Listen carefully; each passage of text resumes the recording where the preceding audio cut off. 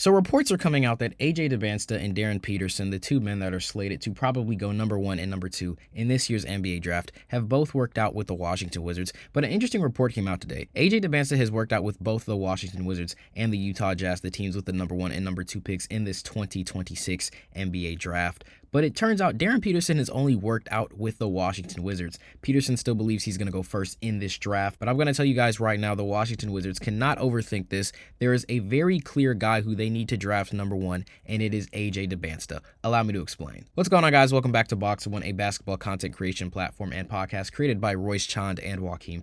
Myself talking right now. First of all, huge thank you all to the support on the Olivia Miles video. It is currently at 13,000 views. A lot more W content coming to the channel as well, especially with the Commissioner's Cup finale around the corner. The season is wrapping up. A lot of great things and a lot of great hoops in the W as well. So we look forward to covering that as the talks about the NBA season are now coming to a close, with the New York Knicks securing the 2026 NBA championship and offseason talks right around the corner, which we will also be covering on the channel. So look forward to more WNBA content on BoxInOne this summer. With that being said, though, AJ Dybansta is the guy the Washington Wizards need, right? I understand Darren Peterson is definitely one of the most elite guard prospects we have seen in this decade, drawing comparisons to players such as Shai Gilgeous-Alexander, CJ McCollum, even Kobe Bryant as his ceiling. He's a 3-level scorer. He's a guy with crazy athleticism that can slash, that can create his own shot, but can also play off ball, kind of like a Tyrese Maxey. There's shades of a lot of great guards in the league, former and current, in his game when we look at Darren Peterson footage. But AJ Dybansta is exactly what the Washington Wizards need. When you look at this Wizards lineup, you see a team that is full of guard talent. You have Trae Young at the helm,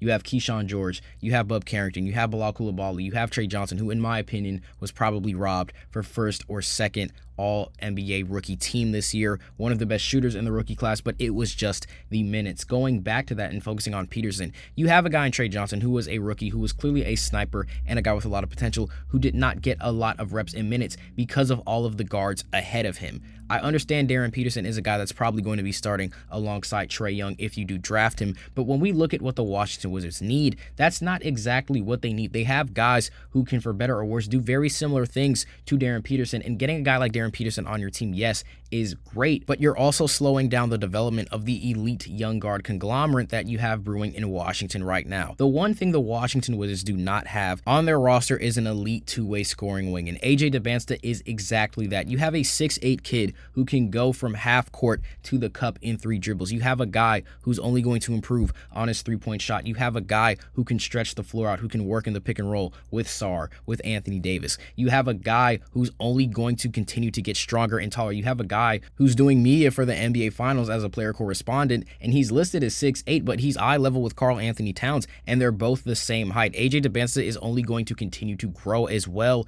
in the NBA. You have a guy who, even with the rough offensive moments that he's had in this season for BYU, he's still averaging 25 points per game. He could have very well went for 30. He said this himself, but he was more focused on being a team player. You have a guy who has nothing but potential and upside in that wing position, but he's not a wing in the NBA, and the NBA has also experienced a lot of wingflation. That's just an entirely different discussion for a different video, but he's not a 3-and-D wing who can catch and shoot, but when the ball is in his hands, he can't necessarily shot create, and therefore has to be in a system that is allowing 3-and-D wings to get the freedom to catch and shoot. AJ Dybansta can create his own shot. He can get into the lane. He has a mid-range. Again, the three-pointer is only going to get better and better. This is a 3-level scorer, and again, I don't understand why you have all of these young guards that are just waiting to be unleashed for the Washington Wizards, and then you draft a guy like a Darren Peterson who, yes, can probably work great alongside Trae Young, but it holds everybody else back, and that wing position is still a little flaky right now. Obviously, you have Will Riley, who's going to continue to grow as a player. Huge upside on him, but he's not at the skill set of AJ Dybansta just yet.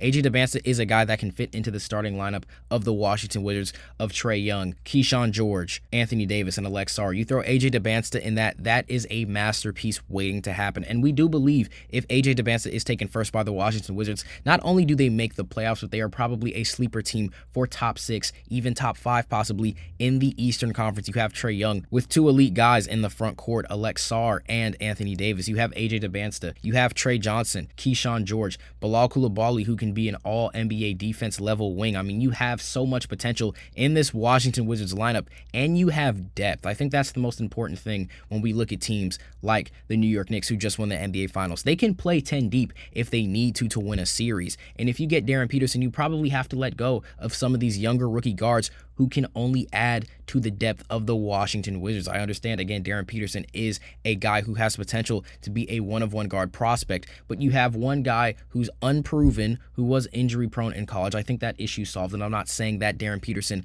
will not be a monster in the NBA, but you have 5 to 6 young guards who have already proven they are ready for the brighter lights, and they are ready to learn under Trae Young. AJ Dybansta is a guy that, again, only makes your roster better. He adds size, he adds scoring, he adds length, and he's not redundant on the team because he adds something to the Wizards that is not yet already seen. So if I'm the Washington Wizards, I think the answer is pretty simple between AJ Dybansta and Darren Peterson. You got to take Dybansta with that #1 overall pick. With that being said, though, guys, that is going to do it for us today. Again, as always, if you enjoyed the content, make sure to like, comment, share, and subscribe. Follow all of these socials in the description: X, TikTok, Threads, Instagram, YouTube, Spotify, YouTube where you're watching this video right now. Wherever you get your hoops content, we are there. Again, thank you so much for the support recently on the channel, about to hit 500 subscribers. And for the last time, if you enjoyed the content, make sure to like, comment, share, and subscribe, and we will see you all in the next one.